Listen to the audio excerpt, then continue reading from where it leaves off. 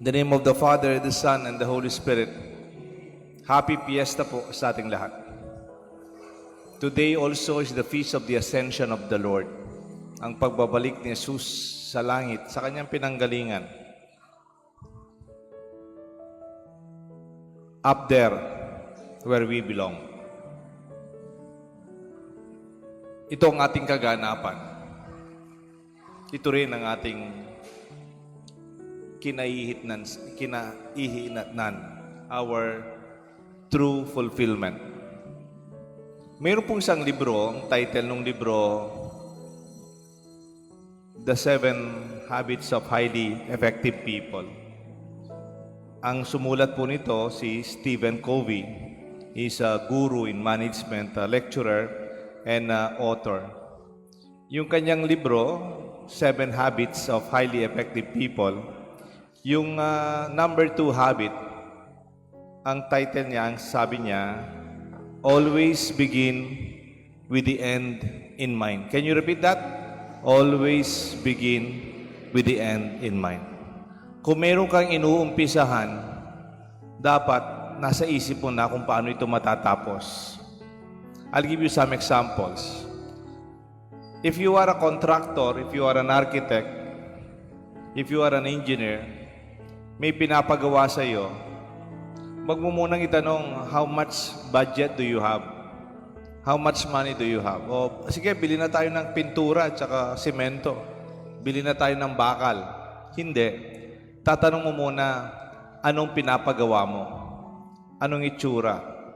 May second floor? Drawing natin yung concept. Ako, gustong-gusto ko pag may construction, tapos mayroon ng nakadrawing, mayroon ng picture kung ano yung gustong magawa. Parang may pattern. Kahit magulo pa yung background, wala pa talagang nagagawa, alam mo na kung anong gusto nilang gawin. Parang dito sa ating parokya, we are building a rectory, a convent. Yung kumbento natin dito, it's under construction. It's very discouraging to see bato-bato, bakal-bakal, magulo pa. Pero pag tinignan mo, yung design dun sa harap, will be clarified where all of this is going. Alam mo, kahit medyo magulo pa ngayon, darating ang mailan na buwan, ganito ang kinahihitnan.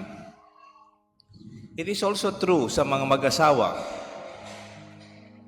Pag may kinasal ako kahapon, I use the Gospel of the Ascension. Sabi ni Pope Francis, weddings are not only about beautiful dresses, fine dining, and beautiful photography, but weddings are the launching of the shared mission, purpose of the couple that leads to their fulfillment. Iyan ang tunay na importante. Hindi importante kung ano yung motive ng kasal o anong reception sa hotel, sa restaurant, sa bahay. That's secondary. Ang mahalaga kung saan pupunta. Sana hanggang tumanda sila, silang dalawa, magkaroon sila ng anak, magkaroon sila ng apo, maging masaya sila until the end. Another example, last year, if I'm not mistaken, umpisa pa lang ng school year, may lumapit sa aking bata, first year college. Ka-enroll niya, 2 weeks pa lang sa klase, college, sa isang university. Ang ganda ng university ng linipatan niya kasi nung gumraduate siya ng grade 12 from another school, nung lumipat siya sa kanilang eskwelahan, sabi niya sa akin, Father, can you help me transfer to another school? 2 weeks ka pa lang sa klase, papalipat ka na ng school.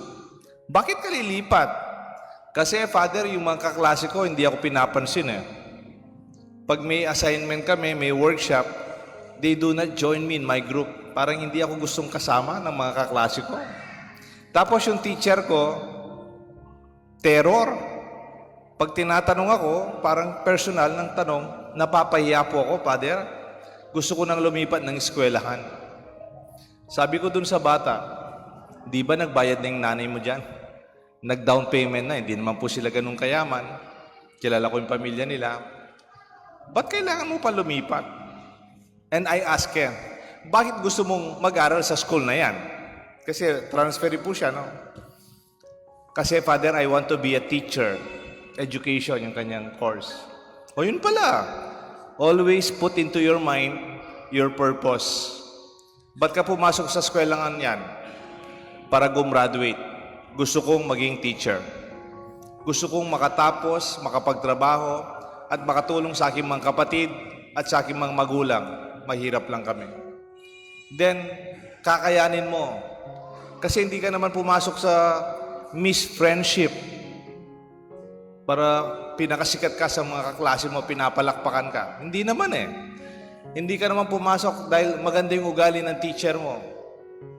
Pumasok ka dyan para matapos ka. Always think of your graduation. Do not think about the challenges. It will always come. Kahit anong eskwelahan, kahit anong kurso. Ngayon, I heard hanggang ngayon, nandun pa yung estudyante sa eskwelahan na yun. Because when we see the immediate problems, nakita natin yung problema ngayon, kagad tayong nasisiraan ng loob. Pero pag alam mo kung ano man, when you know why, you will survive anyhow. Di ba, hindi naman tayo kailangan manghula para alam mo saan pupunta yung isang tao. Makita mo lang yung isang tao, alam mo saan na siya pupunta. Kung paano kanya kinabukasan. Hindi mo man kailangan ng crystal ball. Read between the lines. Bigyan kayo ng halimbawa Halimbawa, may nakita kayong matandang babae. Alas 5:30 ng umaga, may dalang malaking basket, o kaya pisnet, o kaya bayong. Tapos naka-duster. Tapos meron siyang wallet na malaki, nakaipit dito sa kilikili niya. Ayan. Tapos nakatsinelas. Saan kaya pupunta si nanay? Ha? Mukha siyang mamamalengke, eh. O kaya, mga bago alas 7 ng umaga, Lunes, may mga bata, nakasapatos, nakapolo, may ID, may bag, yung bag niya puno ng libro. Saan kaya siya pupunta? Sana sa eskwela. Di ba? Wala pa man siya sinabi, alam mo na saan siya papunta. O, bago alas 8, makakita ka ng babae. Maganda yung damit niya. Nakasapatos na leather. Meron siyang leather bag. Tapos meron siyang blazer. Meron din siyang ID. May pupuntahan ka. Saan kaya ka pupunta? Magtatrabaho. Nakita niyo. Linggo ng umaga. Before 7 o'clock, dito sa Sapang Bato. Nakita mo, nagmamadali yung matanda. Saan kaya sa papunta? Magsisimba. O, last na lang ito, last. Hindi ko lang kung makukuha niyo ito. Sunday ng hapon. Tapos may lalaki, nakamaong, nakachinelas, naka-t-shirt na, simpleng t-shirt na, pang commercial t-shirt. No? Tapos meron siyang manok. Naghihintay siya ng jeep. Saan kaya sa pupunta? Oy, alam niyo na, di ba? Hindi niya man sinasabi, alam nyo saan sila papunta. How we live our life today points out to our future. Kung paano mo binubuhay ang buhay mo ngayon pa lang, makikita mo na ang iyong kinabukasan. The gospel today speaks how Jesus knew His purpose. Alam niya kung saan siya pupunta. Hindi dito sa lupa, papuntang langit ang buhay niya. When someone is consumed by hatred, by hot temper or temperament, greed, anger, and constant shouting, saan kaya papunta yung taong yon? Kung may nakikita kang taong parating mainit yung ulo, parating sumisigaw, parating galit, nagkikipag-away, greedy siya, saan siya pupunta? Mainit din siguro yung pupuntahan niya. Sorry sa term, no? Siguro impyerno ang pupuntahan niya kung paano niya binubuhay ang buhay niya ngayon. Kaya pumili po kayo. How you live your life will point where you are going. Jesus' life was characterized by a clear sense of His direction and destination. It was holy. Ang pinupuntahan ni Jesus banal. It was peaceful, filled with goodness, joy, and abundant generosity. It was truly heavenly. Makita mong buhay ni Jesus papuntang langit. walang galit, walang init ng ulo, nagpapatawad, nagbibigay.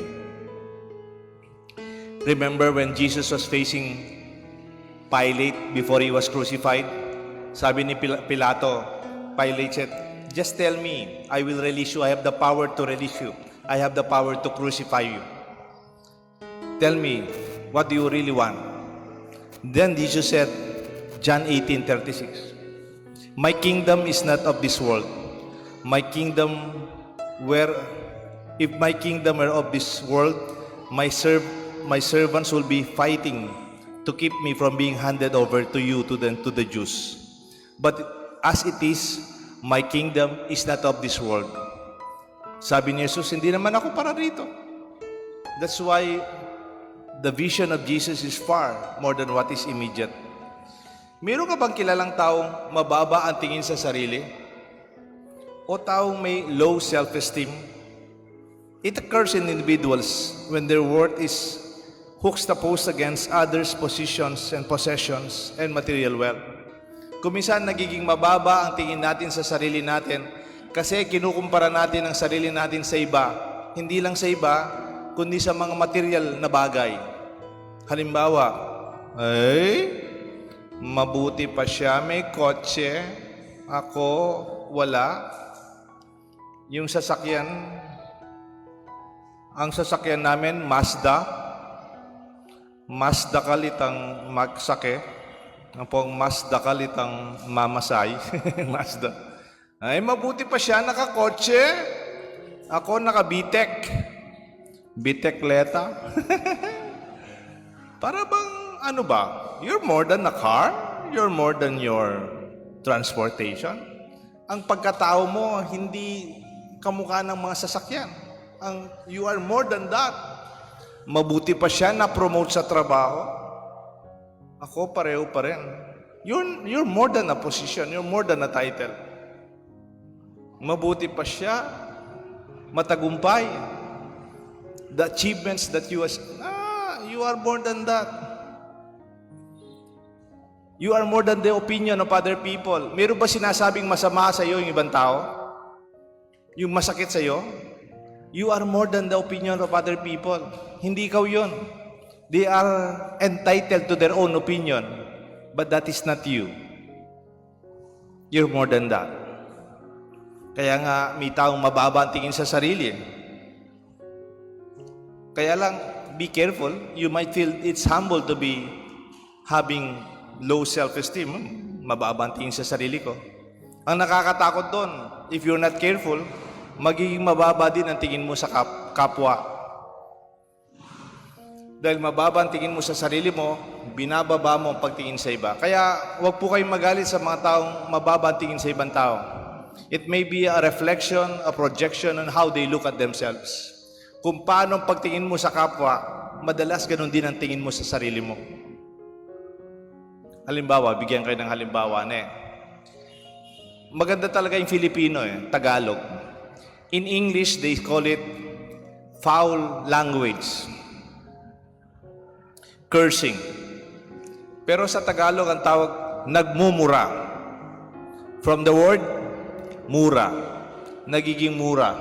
You become cheap. Pag minumura ka, ginagawa kang cheap. Yung halaga mo, hindi kinikilala. Kaya nasasaktan ka pag minumura ka. Bakit? Kasi hindi ikaw yun. Mataas ang pagkatao mo. Hindi mura. Kaya sa mga taong kuminsan, nagmumura, mura rin ang pagtingin nila sa sarili nila because that is their basic self-image that they project in others. Huwag kayong magalit sa mga taong nagmumura. Baka murang tingin nila sa sarili nila. They call that the value of person being depreciated. Ibaligtad ho natin May mga tao naman, very appreciative. They appreciate you. Tinataas ang antas ng pagkatao mo. Halimbawa, yung mga youth natin dito sa simbahan, ang sipag nila. Yung kabataan dito, ang sipag nila. Gumawa sila ng mga pamaypay, napaubos lang kaninang umaga, pero sipag-sipag nila. May initiative sila, gumawa sila ng mga pastries. Kaya lang ginawa ni Lola, ni Lola Fe. At binenta nila para sa mga project ng simbahan. Di ba maganda yun? I'm very happy for them. Nagkaroon sila ng organization ngayon, mga youths, and they are representing their own organization, headed by Jody, di ba? And I'm very happy for them. Pag yung mga kabataan masipag, meron tayong magandang kinabukasan. Ang kaopisina kong ito, masipag. Ang kapitbahay ko, mabait. Ang mga anak ko, maaasahan mo, may initiative. If that is the way you speak, you are called appreciative. Kapampangan o Tagalog, nagmamahal, minamahal. Yung mahal, di ba? Yung minumura-mura. Yung minamahal, nagiging mahal. You are appreciated. Yung mahal, hindi lang yung romantic na mahal na boyfriend, girlfriend na mahal. No. It's about you being lifted up where you really belong. May isang sine, nung panahon naming seminarista kami. Sorry, when you have loving words, minamahal ako, the value of the person is appreciated. Umaangat ang iyong pagkatao. May isang sine nung seminarista pa kami, 1982, tagal-tagal, di pa kayo sinilang. Ang title ng movie, An Officer and a Gentleman. Ang bida dyan si Richard Gere. Ang pangalan niya, Zach Nayo. Si Richard Gere, nung pumasok siya sa Navy, and a pilot maybe, masama ang ugali niya. Nakikipag-away, basugarero, lating nagmumura, maraming kaaway, matigas yung ulo, very proud. And yet he has a surgeon, training officer, who disciplined him. Matigas yung ulo niya, matigas ang kalooban niya, pero itong kanyang master surgeon, dinisiplina siya. At maganda in the process, na in love pa siya sa isang babae doon sa kampo. He fell in love and he was disciplined. Kaya yung title ng movie, An Officer and a Gentleman. Alam niyo po, yung theme song nito, yung theme song ng movie ito, the song reached #1 in the Billboard's Hot 100 in the US and topped the charts in several countries. It sold more than 1 million copies in the US and recognized by the Recording Industry Association of America as one of the songs of the century. Wow! Hindi lang song of the year, song of the century. Alam niyo yung title niya? Yung title ng homily ko, Up Where We Belong. Yung sabi nung line, isang line ng song, Love lifts us up where we belong. Ang pagmamahal, inaangat ka kung saan ka talaga. That is where we belong. Where Jesus was lifted up, He went to His Father in heaven. And there we will follow. Ang pinupuntahan natin, ang inuuwian natin, ang langit, hindi po yung material na bagay. And that is how we should see ourselves in the celebration of our feast day. May kukwento po ako sa inyo, di minsan, may isang farmer, nagpunta siya sa gubat, nakapulat siya ng malaking itlog. He saw a very big egg. At nakita niya yung itlog, inuwi niya, sayang naman kung gagawin kong omelette ito. Sabi niya, sayang naman kung iluluto ko. Sabi niya, mayroon naman akong manok, mayroon siyang mga itlog, hatching some eggs, incubate siya ng itlog, sinama niya yung itlog na malaki doon sa itlog ng manok, and they were incubated by the hen. Alam nyo, nung napisa sila, niya miyap sala purang ebon, of course, deta sisi, may baila, pero itong agilaya pala. Agilaya. And yet, the baby eagle, dahil sinilang siya katabi ng mga manok, akala niya sisiw siya. So kasama niya yung nanay niya, kasi malaki pa sa nanay niya, ano ginagawa ng mga sisiw araw-araw? They are scratching the dirt, pangal-kalan din basura, mantun lang bulati, mantun lang basura, kakananda. And then suddenly, there's this eagle flying in the sky. And then may patalangaya po yung baby eagle. May bilibya, kadagul na ning agila ngayon Ne? And then, magtakaya na, ano ya kaya yun And then the baby eagle asked his mama, Mama, what is that? Who is that? And then the mother chicken said, that's the eagle, the king of the skies. You are a chicken. Ikaw ay isang sisiw. Return to the ground. Scratch the dirt and search for the worm. Ikaw, sisiw ka lang. Magbalik ka dyan sa lupa. Mangalkal ka din at pantunan talareng ulad. You know, if that baby eagle believed the hen that ang gaya mo ka rin, it is very sad. Because like you and me, we belong to the skies. We belong to the Father of the skies. We belong up there. Mupukit. Sige, nung bisa ko pang kalkalan tapay basura kaya hingato ang po purati. It's up to you. But we can make a choice. Up where we belong is where Jesus ascended. We are His followers. Let us follow Him to heaven. May God bless us all, the Father, the Son, and the Holy Spirit. Amen.